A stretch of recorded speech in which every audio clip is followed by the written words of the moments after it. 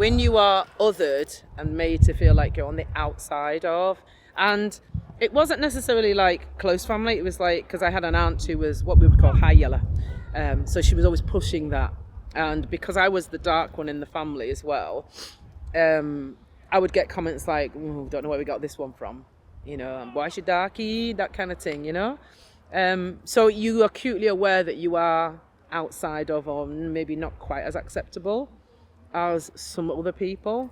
So it was, but there was something in me that was really quite strong and said, I like it anyway.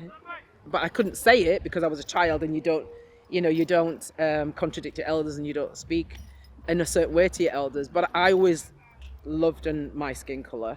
But I was made acutely aware, and it wasn't sisters' faults or cousins' faults or whatever, but I think within the community and then within the wider family, particularly the adults, they came from the Caribbean with all that colonialism still very much imprinted, and so they carried it on whilst we were here. And I think as we grew and we were English, we were like, nah man, not having it, that's not how it goes.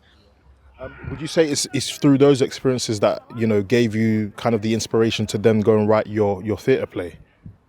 Yeah, I think all that knowledge and all that experience you just carry with you, don't you? It's kind of like in your energy field, and you don't really realise it. I've had 2 other careers, completely different, but I think those experiences have very much informed who I became as an adult. And I had 15 years as a teacher before this career. And I realise now that everything I was teaching, be proud of who you are, don't let people knock you down. Part of my teaching, I ended up teaching and took the decision to teach in Africa. And so I went to Africa, I went to Nigeria, and I taught there. And the first thing I did was change all the books in the curriculum. And I said, no, we're going to have writers who are black from the continent. If they're not Nigerian, then each year group will have a book from an African writer, because I just used to teach them. And even if it was Pakistani boys in Bradford, I've got a book on my shelf where I got them to write, whether it be a poem or an article or whatever, something that came from them, to let them realise that what comes from them has value.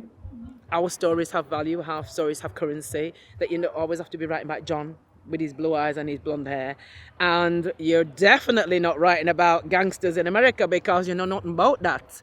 So I'm always very, very powerful and strong on, no, who you are, where you come from, has currency.